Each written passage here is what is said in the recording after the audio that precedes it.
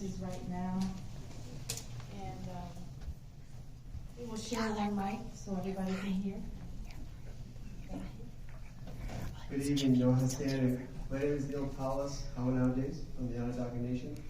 And I am a guest moderator today. I was supposed to be in the audience with you, enjoying whatever they say, and I got invited up by Mama Bear, who loves to call on people and ask them to speak without preparation. So I'll just pass the mic now, let them do a quick introduction, and then I'm going to ask them a few questions. Thank you. Osio, the Dawadoa, the Lanagay and Carol Chun Studi, Chijalagi. Hi, my name is DeLanna Studi, also here we call DeLanna Studi. I am a citizen of the Cherokee Nation, and I'm just so grateful to be here. And where I come from, they would say you were voluntold.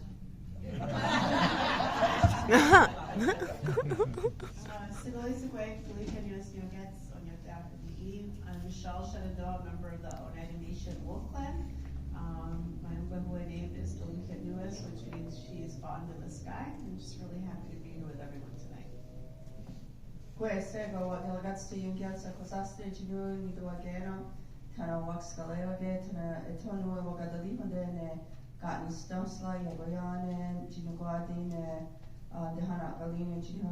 So greetings. My name is Watgalagatste, which means hardy snow or strong storm. And I'm from the community of Wakwazasne. I'm a Bear Clan mother for the Mohawk Nation. And yeah, I'm really glad to be here, and I'm really glad that I can appoint a chief for the day. Forgive me for using a few notes, right? I did try to prep quick. So I'm just going to ask a question. We're going to get right into the weeds right away here and dive right in. So recently, the Pope made a statement about the doctrine of discovery. Can you share what this statement means to you and how it may impact your community? You want to start, Michelle, since you're part of the conversation with the Pope? Are you asking me? I'm volunteering you. You know that only goes one way though, right? Yeah, so let's see, where do we begin? It's a long story. It's a long story. But let's just say, to go back about, 500 years or a year ago? How far back do you want to go? 500 years ago, okay. So these people bulls, who knows about the doctrine of discovery? Who doesn't know? Okay, all right. Thank you. Well, you should know, keep your hand, if you don't know, keep your hand raised. Are you a U.S. citizen? Keep your hand raised. Okay, then you need to know about it because it's actually part of your laws. Active law here in the United States and across Turtle Island that we call North America. And the Vatican had issued back in the late 1400s what were called papal bulls that basically gave right to the claiming and exploitation of lands and peoples here in the Americas. It's a big, longer story, but we don't have a really long time together tonight. But basically, it's led to the genocide of indigenous peoples throughout the Americas. It also has a hand in slavery and bringing slaves here to the Americas as well, right? And so I think it's really important for everyone to understand that this is valid law today in the United States. And basically what that said was that because indigenous peoples were claimed then by the Vatican to not be Christians, didn't have a right to the land, right? And also basically really didn't have a right to live. And so therefore the European explorers could do whatever they wanted to us as indigenous peoples to rape, kill, murder, exploit the land, and to put the flags into the land and claim them in the crowns of claim the lands and the crowns of Europe, right? And so, and you flash forward, the United States is created, and with that is a very early case called Johnson v. McIntosh, which is from 1823. And that case basically gave the United States its claim to all the territories within the United States, and essentially therefore dispossessing indigenous peoples of their right to the land as well, right? And further legalizing these papal bulls and this, what is then created called this doctrine of discovery. And so this doctrine of discovery says Christians, being Christians, therefore have the right to this claim of land. So we look back to the late 1400s, we look back to 1823, and people say, well, that was so long ago, how does that impact us today, right?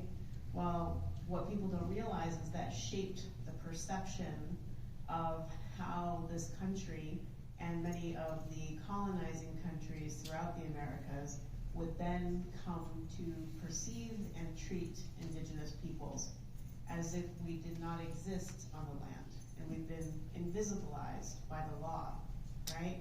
So when you think about it, when you think about indigenous peoples, we have been invisibilized. We have been a vanishing culture in the eyes of the American perspective, right? When you really, really think about it, it's probably how maybe you were also taught growing up, because those laws have shaped education. And so when you put all this together, we arrive to where we're at today. And you still think, well, that was so long ago, how does it matter? Right? Well, in 2005, Ruth Bader Ginsburg wrote the Sherrill versus Oneida Indian Nation case, in which then she also cited the doctrine of discovery. And she breathed life back into this doctrine of discovery. And this doctrine of discovery really is at the core of genocide of indigenous peoples. Sorry, you wanted me to go there, so we're jumping right in. Okay. Well, now, it was a little over a week ago, the Vatican just released a statement basically repudiating this, what they call so-called doctrine of discovery, right? But we have another longer story that's kind of woven in here. And last year I was at the Vatican, sent by Mama Bear, and representing the voice of her mothers and grandmothers, and being a spiritual advisor to this delegation that went, that then addressed the Pope. And in that, addressed this doctrine of discovery and the loss of all of our children's lives at Indian residential schools. Mostly, this delegation dealt with Canada, but we know that that affected Indigenous peoples everywhere. So that's kind of getting right to it. And I don't remember what your question is, but I'm going to pass the mic. Yeah, that's fine. Because it was about how it impacted you. So. Okay. How it impacted our community. Yeah, well, it's a law based upon illegitimate assumption of superiority and authority, and it's a facade. In the name of God, the mentality 500 years ago as it is today, as we witnessed in the State House just last week, the expulsion of 2 black young legislators, it's a mindset, right? And so, to me, the manifest destiny, the doctrine of discovery, the papal bulls is hypocrisy. It's like, oh, Almighty God, a male God, no offense to the men in this room. I brought my husband with me, by the way. I think men are pretty sexy, you know, so no offense, but it's the way thought has been programmed into them to exploit, to murder, to pillage, to rape, to destroy, to go to war. And so, being here in the Americas and being a Haudenosaunee woman, I view the doctrine of discovery as a very destructive piece of legislated piece of ugliness, and infuriates me and pisses me off. And I think there's a debt that needs to be paid. And so when the statement came out last week, was it? I thought it was passing the buck. It was an admission, but oh well, it's not our fault. Canada, United States enforced it. It's like kind of like, oh, you poor people, you poor Indians, you poor black people, you know. But at the end of the day, there still is a debt that needs to be paid, and there's a karma that's coming, and it's gonna be ugly. But you know, that kind of mentality, that kind of greed that's at the foundation of it all, is what's sinking this whole planet. And now a lot of climate activists or people in the science of climate are coming to our people to ask us what to do, because they don't know what to do. Because nature's pissed off too. Mother Nature's pissed off. So, anyways, we still know what to do, and we're doing it. But I don't know if it's going to be enough.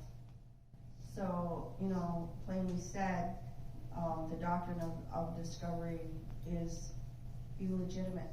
It's a paternal, patriarchal order that oppressed women in this country, that oppressed people of color, Aboriginal people, LGBTQ, and so on, yada yada. We hear this every day. But for me, when I first heard the doctrine of discovery, and I'm going to go real quick here because it did totally piss me off and I couldn't sleep. So I thought to myself, how do you undiscover something once it's discovered?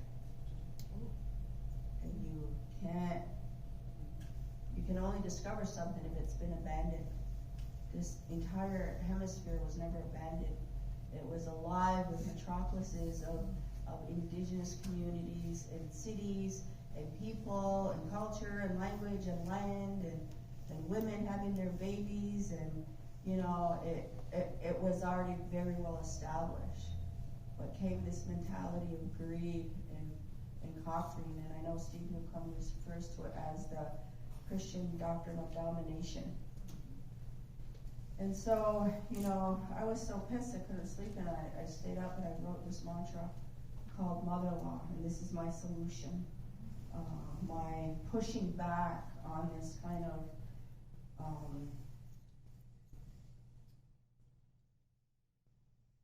don't even have a word for it. Well, I do, but I don't want to swear. So anyways, it's just like a pushback, flipping the table back on the doctrine. And I created this law called Mother Law. And because this hemisphere is vested in the mother, in indigenous women, because Haudenosaunee is a matriline society, matrilocal, matrifocal, and it's vested in the mothers of our nations. Like the story that our good storyteller told, he got his clan from his mother, because that was part of our creation story about the foundation of who we are. Women are the foundation of any society, I believe. And so for me, I went back to what it is that I know. And so I wrote Mother Law, and I said that any laws imagined or written by a foreign bearer is null and void upon matrilineal lands, because it does have an illegitimate assumption of authority, and you can't override the mother, ever. And so, to me, to give that pushback, founded on the laws of precedence, mother law is older than the Papabols and the doctrine of discovery. And I'm still pissed. But anyways, any opportunity that I get, I talk about mother law and its importance. And the biology of women, and also Mother Nature backs that up. Because it's the sperm that chases the egg. The mother is solid. She's there. She knows. She's the all provider. And so, for me, we got a lot of work to do. We gotta empower women with their voices, and women gotta gather in order to push back on that, because we've been oppressed for a long time, and with the reversal of Roe v. Wade and the continued monetizing of our bodies and our choices, that needs to end. So with that, Mama Bear for president.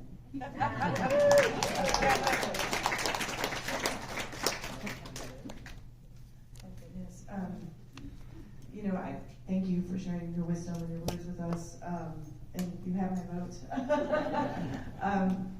My father always told me that there has been a war on our women. That's how they always get to us. And there's one of the things that he always told me was about the Cheyenne proverb, about how the hearts of the women, that's the only time that a nation is destroyed is when the hearts of the women are on the ground, no matter how powerful their warriors and how strong their acts of war. And that's, I always say whenever I travel out that I'm safer here in this country that's not, my land, because of the laws that are set up through this system. There was a Oliphant versus the Squamish Indian tribe in 1978 restricted our tribal jurisdiction, which means that if a non-citizen of that tribal nation comes onto your land and commits a crime against your women or your people, period, we have no recourse of action.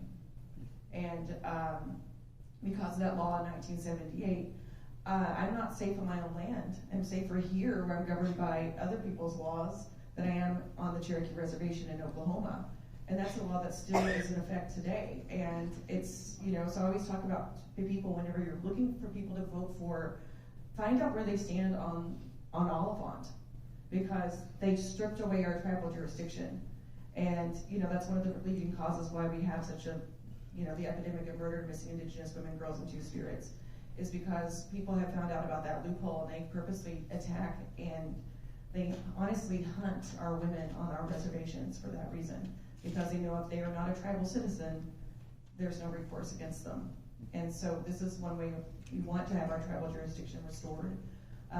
For my people, we had the McGirt decision that just happened in 2019, and that restored a little bit of our jurisdiction. But of course, I live in the state of Oklahoma, so as soon as that got restored, anytime someone called 911, the first question was, are you a tribally enrolled citizen?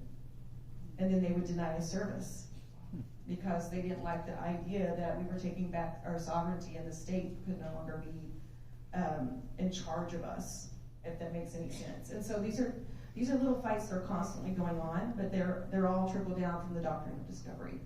And it's and I do believe that it is a war on our women, and we've been taught by the patriarchy that the women are chattel, that we are only good for birthing children. And one of my stories that my father told me that empowered me, my father's Cherokee, my mother's white, but my father, when I was a little girl, my mother's people are very Christian, and they believed in the two curses, right? The Christian curses, the blood curse, right? We'll have painful menstrual cycles and have to give birth, and also because we came from a rib of a man, we were subservient, so we had the subservient curse. And when I heard this as a young girl, I used to pray I would never turn into a woman, because she wanted to be a woman. That sounds awful. And my dad, I always jokingly say, God never heard my prayers, but my father did. And my father came into my room one night, and he was like, we need to talk about you coming into your power. And he's the one that taught me, I always jokingly say, I learned feminism from my dad. But he taught me about the matrilineal nature of our people. And one of his stories that he told me, and I love this story so much, was when our chief Atakashkala was meeting with the British delegates in 1757. He was asked to bring his council. So he did. He brought his beloved men and women of courage to do war. And when he walked in, there were no women there. And so Chief Atakashkala turned to the British and said, where are your women? And of course they replied, we don't involve them in matters of state. And then Chief Atakashkala turned to us and said, we can't trust them. They're only thinking with half their brains. And so that's how my father, he made me realize that this whole idea of women being subservient was not who my people were, and I needed to embrace the fact that women have power and that we are more powerful than even medicine at times, and so we have to embrace that. And so that was something that was taught to me, and I love sharing that story. So that's all I have to say. I mean, I feel like I shouldn't even be talking with these amazing women. I'm just happy to be here listening. You all have a voice. Thank you each for your answers. Okay, so this one's specifically for you, Dylan, but then the second half, you two can dive right in. So your play is about you walking the Trail of Tears, like you actually walked it, right? So what can you share that is not part of your play, but is still profound to you? And then for you two, what journeys have your communities traveled on, and what do those journeys mean? That's a great question. Thank you so much. Because there's a lot of things in the play I can't cover because it was a 6-week journey and the play's already 2 hours long, and I don't want to do that to you. So, one of my favorite things about going on the trail is my people are dreamers too. We believe in dreams. When I was a little girl, my dad would, when we'd get up in the morning, instead of saying, "How did you sleep?" he'd say, "How did you dream?" And that's how we had these conversations as a small child for me. And so dreaming has been a very important part of who I am. And my father, I didn't go to school to be an actor. I went to school to be an engineer. I have severe social anxiety. My dad made me take speech, debate, and drama, so I would have coping skills to be able to do this. If you would have told my 12-year-old self I'd be sitting up here with these powerful women talking to a group of strangers, I would have been like, "You're such a liar, and that's never going to happen." And even today, you've seen me clutching the microphone. But I have severe social anxiety, so my father made me do these things because our women are leaders. And he also knows that I love to hide behind research. I love to hide behind my books and my charts and my maps, and it's safe that way, right? So to go on the trail, it's not in the play, because my dad's like, "Don't put that in the play. We don't want people to think we're woo-woo." And I was like, "Okay, Daddy, understood." And so the way I got him to go on the trail with me was he made me promise that I wouldn't do any research about any of the places until after we left them. It was very important to him that I go and I experience the place firsthand and see what came up in my body. We call it blood memory, and he's like, something's gonna resonate in you. You're gonna have feelings, and I want you to have those feelings first, and then you can go do the research and find out all the gory details if that's what you need to do. And that was probably the most profound thing that's happened, because I was forced to not hide behind my books and my research. I was forced to be physically fully engaged in my body and be open to all the feelings that came up to me on the trail. And what was interesting about it, there were places where, I would just be overcome with such loss and sadness, and then I'd go and do the research, and I would find out that's where I had family members die, or that's where we came across like large unmarked graves, and thank you, sorry. And then there were also places where I would go, and I don't know what it was, but I was just like, I felt alive. I talk about it in the play. There's a part where I just all of a sudden felt all of my ancestors with me. And I remember thinking, I have to remember this, because if I remember this, I will never, ever feel lonely again. And I don't think I would have had that experience if my dad didn't make me, if I had read about this place beforehand, I think I would have been like, "Oh, okay, this is really cool, it's really pretty, yay." But to have that experience, I think it was because my father forced me to do things that made me uncomfortable, which is basically what he's been doing all my life. But that's probably like the most profound moment, was just trusting my dad. And what was interesting is my father is a boarding school survivor, and he never really talked about his life in the boarding schools. And so on the trail, I got to see my dad be his authentic self. I got to see him, I think that, and this is in the play, but I don't really think I encompass all the feelings that came out. I don't think I described it to the point I needed to, but my dad got to have a conversation with one of the oldest living speakers, and who was a beloved woman of our nation, and it was the first time I saw my dad as his real, authentic self, because I realized that my father, because of the boarding school experience, every time he talks to me or my mother, who is not Cherokee, he's code switching. And he's always, he's thinking in Cherokee, responding in English, going back and translating it for himself and transcribing it, and to have him, be able to have this conversation without, without that external force. It was just, I finally got to see him, and I felt it was so funny. I always say that the trail, I lost a lot of things on the trail. Like I had a lot of things die inside of me on the trail. But for my father, it was the first time I got to see him come to life.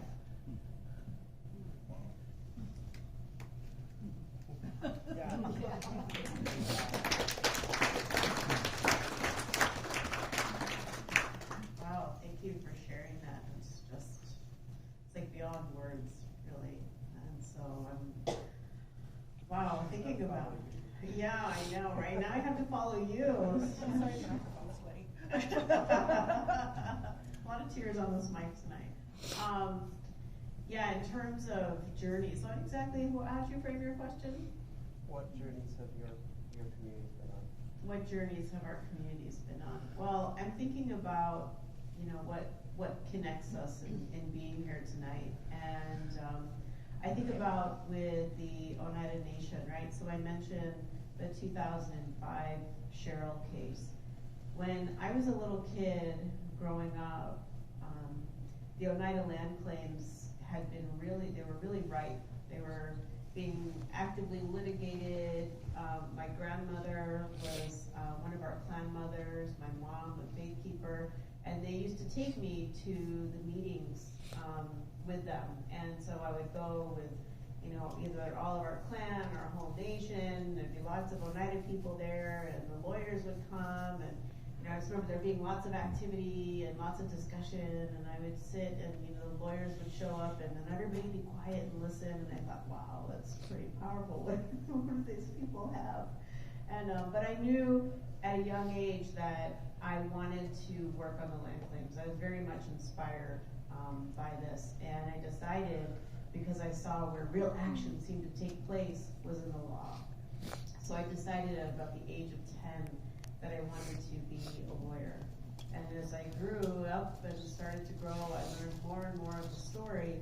And my great-grandmother, Mary Cornelius Winder, was somebody who I just recently heard in this way was one of the people on the forefront of what we call the land back movement. And I thought that was a really wonderful way to describe what she did. And she stood up for our people, and she wrote to the government many, many letters to the president, to the BIA, talking with Felix Cohen, who, has sort of written a handbook on federal Indian law.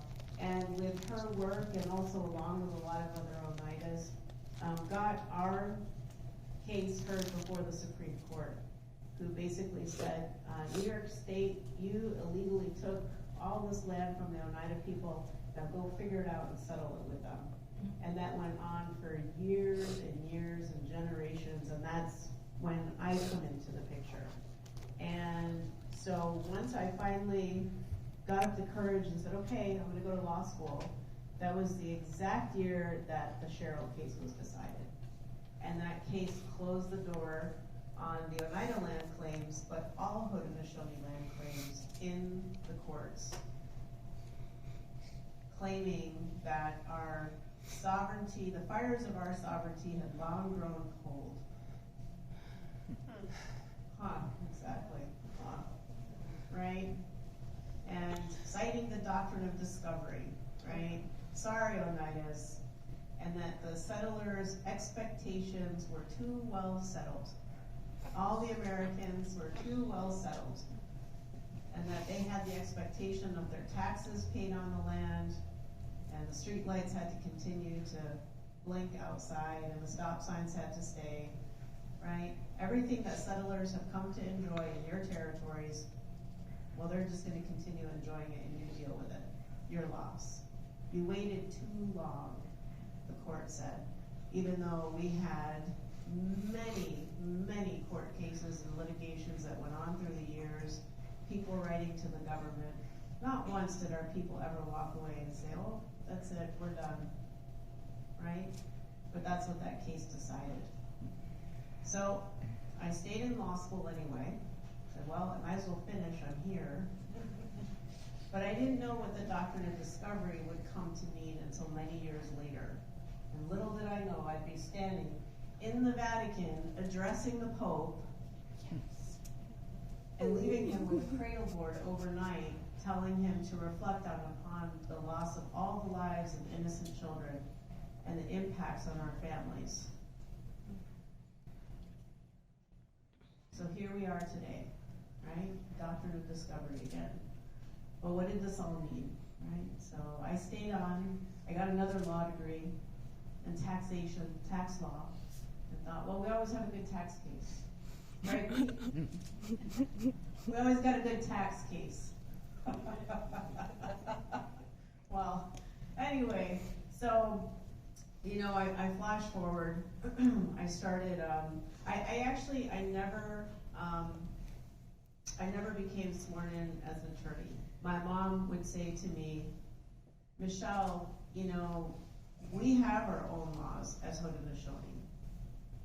And when you get sworn in as an attorney, you are agreeing to uphold the laws of the United States, that those very laws were designed to eliminate, invisibilize, silence our people.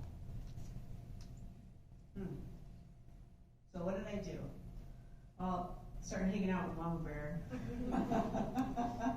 And so basically though, and what do? We uphold mother law, right? We uphold, you know, as Haudenosaunee, our great laws of peace, and continue to advocate for our people and to stand up for what is right.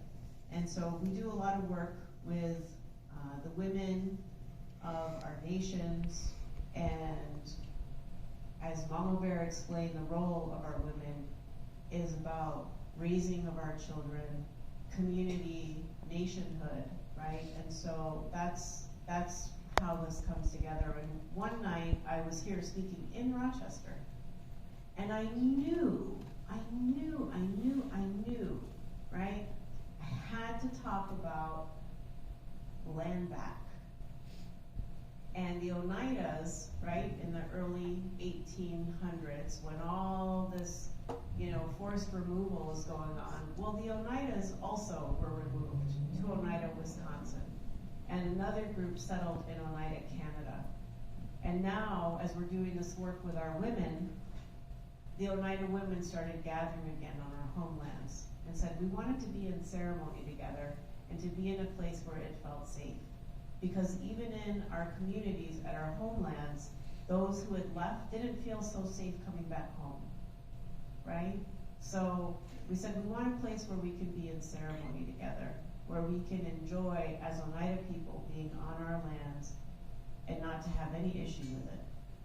So I spoke here in Rochester back in 2000, oh my gosh, 1918 something. And I brought up this idea, this dream, this vision, right?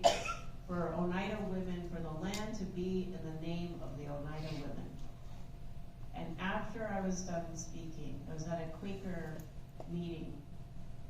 There was a woman who came up to me and she says, this Oneida land that you're looking for, she says, I have 30 acres of Oneida land and I'm gonna give it to the Oneida women.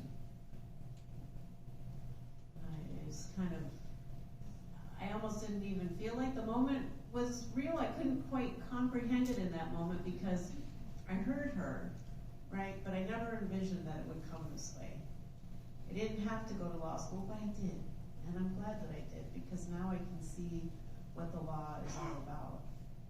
But the Oneidas are getting land back, right? And in the name of the women. Yeah, thank you. And that's the way that it should be, right? So it's interesting because you compare and contrast and look at, you know, what happened, you know, from the Oneida case in 2005 to the McGirt case, just recently, 2020, right? 2020. And, that is basically saying that most of Oklahoma is Indian territory. All right, well, that's good. We're moving in the right direction, right? But I think about that journey, right? And it's not over. It's not over. There's a lot of work to be done.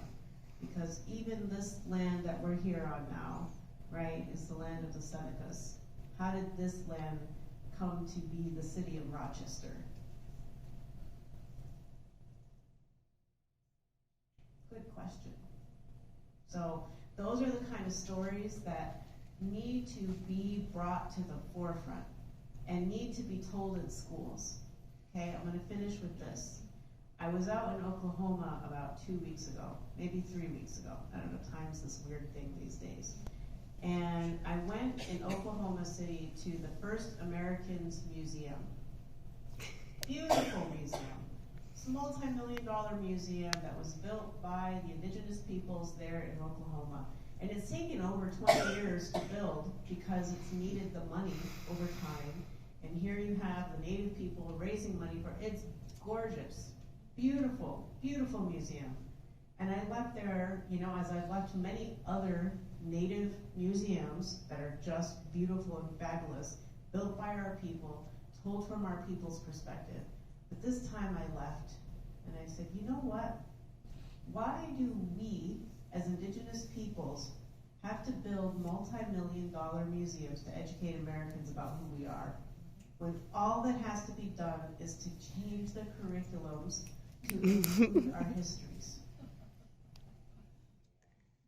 And I realized that we as indigenous peoples have had to be the museum. So we'll continue to be the museum, but I encourage you, wherever you are, wherever you work, whatever capacity it is, bring in the indigenous voice. Bring in the histories. Bring in the contemporary stories. We're here. We've been here. Doing some pretty awesome stuff, too, I must add. So, I'm going to pass the mic because we're about to get blown away.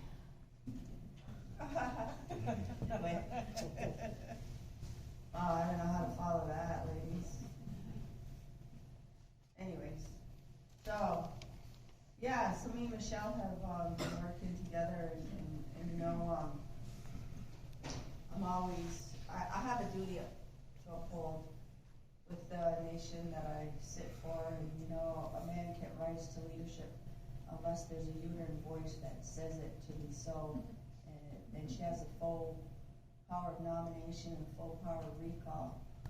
And being at Seneca Falls that one year, I said that, imagine that was in your constitution where women could pull back their leaders when they had their shenanigans going on, and that there was a house of mothers correcting what's going on, because this country's in a mess, basically. Currency is failing, there's inflation, food is a mess, the environment's in a mess. So, I think a lot about this, and being at Seneca Falls, and it was shortly after Trump got in, right? No offense to Trumpers, but anyways, it was so apocalyptic, just the overall feeling of the people. And I said, you know what? If you're so unhappy with your country, and your constitution and your leaders, then rescind your United States citizenship. Rescind it. And take shelter underneath an Indian nation, as it should have been. If the doctrine of discovery didn't exist, then you would have been under Indian law. You would have been part of the original people, and you would have been better taken care of than what this country is doing right now. And it wouldn't send our young people off to war and teach them war strategies. Because right now in this country, there's 14 schools of war that takes our young people to make them become soldiers to go in and destroy other countries for resources. It has a very warlike mind. America is a culture of death. It celebrates war heroes. No offense to my husband, who was in the Navy for 4 years. There's not like a sailor at sunset. No. But anyways, you know, I just wanted to say that we really have to rethink ourselves and our narratives. And one of the things that resulted from this doctrine of discovery, to flip it on its head, is to create the first ever Indigenous World School for Peace. Founded on Haudenosaunee peace and protocols, so that we can become embodiments and models of peacemaking processes for our young people. They're walking out of schools right now because of the gun violence. And for some reason, the government seems to think it's okay to go into school and shoot up your kids. But we come from a history where the schools, the residential schools that our grandparents, not too long ago, got sent to, my own grandmother, where there were graveyards. How many of your schools have graveyards? Now they're open graveyards. They're shooting fields. And I think it's right that the students walk out. And they shouldn't go back on how the gun legislation gets abolished, along with the doctrine of discovery in the back bulls, right? But, you know, part of the work that we do is, you know, she's talking about museums. You know, we're not a museum, right, ladies? We're alive, living, loving, laughing, and kicking butt. Because I believe that, you know, the journey and the impacts has really, their visibility is coming back because of the work women are doing. And in response to the McGirt case, our own, where I live in Akwesasne, there was a 1793 treaty with the United States, and because of the McGirt case, it reestablished the original boundary lines of our reservation, which is probably an additional, 10,000 acres that we're getting back, reasserted. But then the state came in and says, well, there's non-native people living there, so we gotta go to remedy. And so you can only get it back if they're willing to sell it to you. Buy back land that got stolen from you? Holy cow. This world's crazy. But anyways, part of that craziness is, you know, objects have been taken from our community, like our wampum belts, our pottery, our just multiple things, right, items. And so that one year, about a decade ago, we got some false face masks returned to our community. That's probably about 40 of them. And everybody's talking about this repatriation. How patriotic, right? But anyways, it didn't sit well with me, so I went up to our chiefs and I said, you know, that's not right, repatriation, because we're a macho-line society. We're a maternal order here. I says it should be rematriation.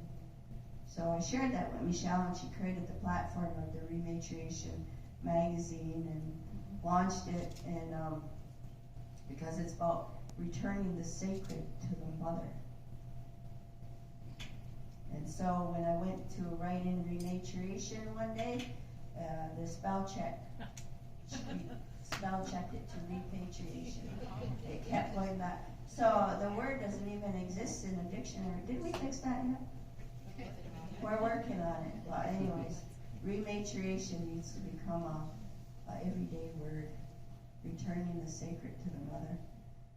So anyways, you know, there's been a lot of impacts with the doctrine of discovery, but the work that I do is about the empowerment of our women and their voices and the health and well-being of their infants, their children. And so what we did was we reconstructed our puberty right, and we went back and pulled back from the history how to transition our young people, and we created a ritual of transition when they're at the age of adolescence. And it's 20 years back now, and so we put them out on the land in states of deprivation, no food, no water for X number of days.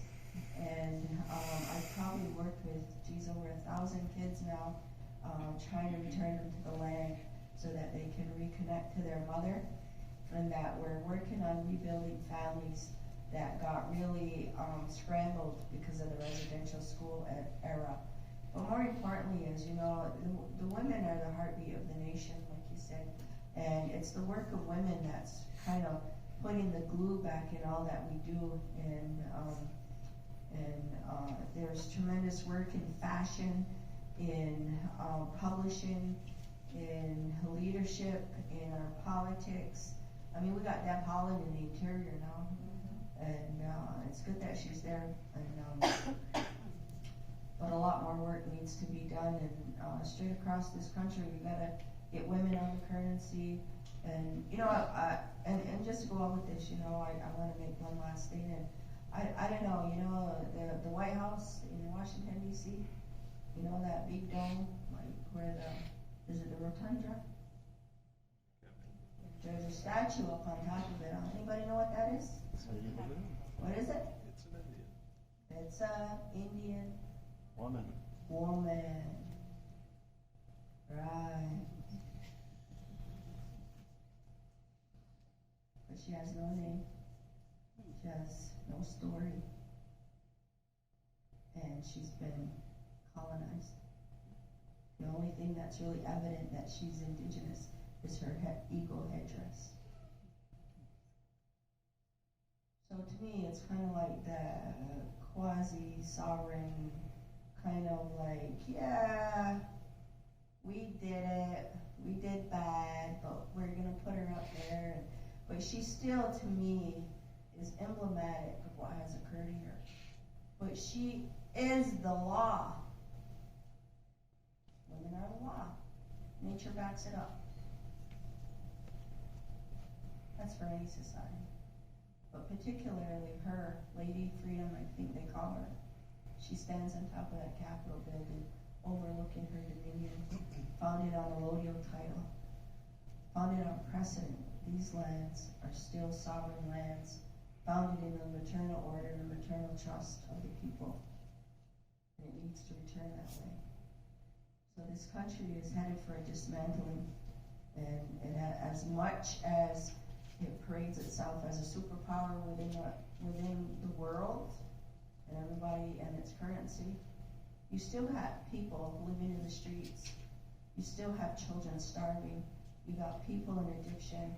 The guns in this country are ridiculously overstated, unneeded. But anyways, that's my story, and I'm sticking to it. And you know, again, Mama Bear for president.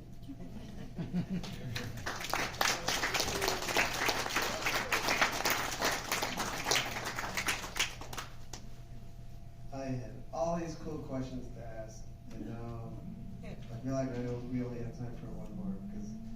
But you all answered a lot of, or said a lot of the things I was hoping to get you to share. You know, you mentioned the missing and murdered Indigenous women and girls and Two Spirits, and that goes back to the 406 boarding schools in the U.S. Canada has 146. So, do the math. You talked about repatriation, which I was hoping you would touch, right? And, you know, I had this cool question about having your feet on Mother Earth and all that stuff. But in the interest of time, I'm interested, since we have a group of people here who's captive, We're not letting you out. attentive, yeah, captivated, maybe, right, is a better word. Oh, snap. Activated, hopefully. And I guess the question would be in the activation space is for this group, because I know you all are doing a lot of really cool stuff and involved in a lot of really cool projects and doing a lot of really cool things. And you're our matrilineal leaders, right? She paid me to do this, and she said he's a rematriated man, so we'll give him the mic for tonight. And then tomorrow I get back to just being a regular guy. So the question is how can this group of people here, what can they do? What does support, what what does it feel like for you? What does it look like for you all? For these people to do something, so they have something to take away from tonight that they can take action on.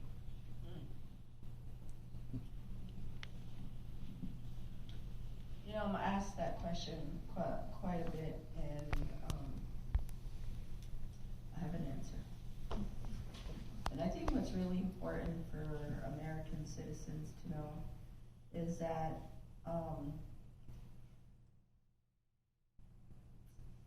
you need to know the truth. You need to be told the truth. You need to research the truth. You need to live the truth. You need to teach your children the truth. It's so simple. And to dissolve the false narratives and the false heroes, right? And to me, in the allyship, because we're all reaching a point where we all need each other. Look at the climate, the melting of the ice caps. It's going to affect everybody worldwide. We need each other. So part of that is understanding the truth. I usually put goddamn in front of that, but today I'm asking for his pity, but actually God is a woman, so anyways, I'm just saying, I think that's really important, and I tell a lot of people that, is question every narrative that you've ever been told in high school, because archaeology is already doing that anyways, and we didn't cross the Bering Land Strait. We were already here. So, if for every false narrative, or for any narrative, always question it. And if you don't get the right answer, research it. And if you don't find it there, come see Mama Bear. But anyways, you know, let the truth be told, and then you'll sleep wonderfully at night. And you know, there has to be some kind of reciprocity. You know, it just constantly seems like there's an extraction, there's a taking of our land, there's a taking of our children, there's a taking of our women, there's a taking of our ceremonial processes. It's constantly being mined and extracted and commodified. There's an indigenous industry that is going on, and we're for sale. So to me, that's pretty much where it stops, is, you know, that rematriation part is any woman that, you know, believes in something greater and wants something better for her children. This is where we need to unite. And we need the men too. We really need the men to chop the wood and make the fire and bring home the buffalo. And, you know, we need their smiles, and we need their warmth, and we need their strength. So I guess that's all I have to say. But Mama Bear for president.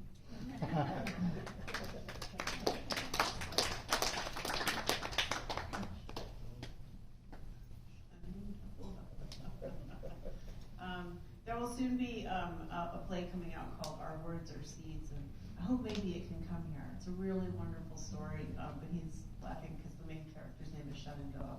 And there's an ancestor who speaks to them all the time, saying, Shenandoah. So ever since we watched it, that's what Neil does. Neil said, Shenandoah. It's something that I also like to share, and particularly now that the Vatican in particular is now saying, okay, Americans, right? Particularly the United States, been called out and said, they've been using this doctrine of discovery. Right? You can't unsee it. It's the thing you can't unsee. So educate yourselves. What is it? Because once you understand that, everything else will start to make sense. And it's a process of learning. Educate, advocate, Tell your neighbors, tell your friends, tell your sister, tell your doctor, tell your lawyer, especially because lawyers, they don't know it either. Even though it's one of the first things they learn about in law school and property law, right? But it just kind of glosses over like everything else Indigenous kind of ever has. And so learning the history of where you're at, you know, this isn't hard. Curriculums are created every day. Education and advocacy are key, right? There's been so much that has been put on the shoulders of Indigenous peoples to have to educate and advocate, and it's hard. Our populations are small in comparison to the rest of this country, and yet it gets put on us to have to educate Americans, right? So there are curriculums that exist. I'm looking at some of the people involved in the curriculums that were created. And then they were told by New York State, oh, your truth is too controversial. Right? So that kind of thinking has to be undone, because the story of the Mayflower and the pretty story of the Mayflower, it's not pretty, right? And the history has to be told. And so we learn about harsh histories all the time. Turn the news on every day, right? That's hard to hear about. That's harsh. And yet, you know, young people are consuming it. And I think the reason that we have such turmoil in this country, based on just what Mama Bear said, is because it's predicated on so many lies. And at the core, everybody knows it.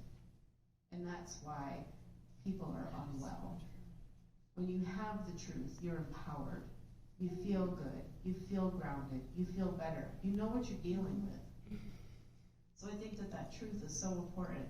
And so one of the greatest things in terms of making things right is to get this doctrine of discovery overturned. Get it overturned in this country, just alone. Imagine the influence that would then have on the world, right? But just here, get it overturned. Talk to your elected representatives. Start to educate. That's how it's going to happen. And then you're going to ask the question, and then what? That's a great question. Well, the Vatican said you can't, you know, they're repudiating this doctrine of discovery. So now what, America? Now what? Right? You can't just pretend, right? I would recommend go find that joint statement and read it. It's very simple, very straightforward. But it lays out what it did over time. And once you see it, you can't unsee it, right? And then the history here in this country will all start to make sense. And the reason why you find us on reservations will make even more sense. Or why we have identity complexities. And why people would look at somebody with light-colored hair and light-colored skin and assume, oh, well, they're not really native. They don't know too much. Oh, but he looks native. Oh, he's got to know. He's the legit one, right? That's the kind of thinking. But it also has the same kind of thinking that makes you look at Barack Obama and say, oh, he's a black man. Got to question what's going on there. It's all perception, and it's built into the education, but it's all predicated on law, right? You have to realize that the law shapes education. Law shapes policy, policy shapes education, and education shapes perception. And right now, those are the things that need to be, like the dominoes, sort of knocked over and built fresh. Go back to those original agreements. What were those agreements that happened between European settlers that came here and the indigenous people, right? Maybe that's where we need to go back and start, right from the very beginning. So, I'll leave you with that. But thank you so much.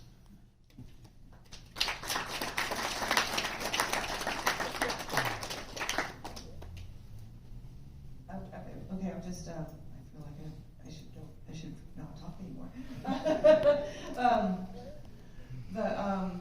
one of the things I always like to impress upon people is that we are still here, and so use us as your primary resource. And if it's something that was written about us by someone that's not us, then don't treat that as a primary resource. And I feel like that's how all the history books are. They're written about us by other people. And the truth is, find out who your Native people are, whose land you're on, go see them, find out what issues they are facing, and find out how to be a good neighbor. It's to me, it's that simple. And, trust us to know what we need. And that's all I have to add. So thank you all. That was good, and there's an app for that. It's called Native Land, and it's GPS location, and anywhere you go, you can see the people from wherever you are, or the original peoples from that area. Land acknowledgements are popular. Have the conversations about them. New York State now has a law about changing mascots for high schools. So that's another thing you could get involved in. The missing and murdered Indigenous women movements, right? Other movements that are going on in Indigenous lands. Be a part of it. Say yes. Show up. Find out what the issue is. Find out why. My dad is the chief. He worked with Pete. He passed away a number of years ago. And he's part of why us as Haudenosaunee have tax exempt status. He went to the lawmakers, showed them our treaties, talked to them about Michelle's family's history and those land claim cases and other things that our people, our elders did before him. And they, when presented with the information, they could not dispute it. They had to acknowledge it. And then as she said, here's a law degree, honorary, for your 30 years, right? It meant nothing to him, because he was still working for his people. Right? That's what it was all about. Right? He answered a question. And so, my inspiration, I'll just share, comes from her cousin. We had a conversation, she told me this story. Commandeered it as my inspiration. Her cousin interviewed me in Schenandoah, Tadadaho, who was passed on before the current one. And so she interviewed him for a number of hours, and he shared the history, the boarding schools, the impacts on community, the impacts on his own family. He talked about the loss of his own daughter as collateral damage and all of this stuff. And at the end of the interview, the last question was, if you could wish away white people and make this native land again, would you? And without hesitation, the Haudenosaunee spiritual leader said no. Creator brought our white brothers and sisters here for a reason. It's up to all of us to figure out why. And that inspires me every day. That inspires me to get out of bed and show up and be the museum. And when Mama Bear says grab the mic and ask questions, I grab the mic and ask questions. And I just show up and do what I'm asked. And I say yes every day because that's my inspiration. So I want to thank you three for being inspirations to me, to show up, to tell your story, to create the space for things like this play, for taking that journey. To Michelle for creating a play that could show up in every school in this entire city. And to Mama Bear for aspiring to be president. And universal president of the world. It's called Clan Mother. Clan Mother, that's right, yeah. It is, it's called Clan Mother. She's already got it. And I just want to thank you all for showing up and inspiring me and hopefully inspiring you all to the same. So thank you for coming tonight.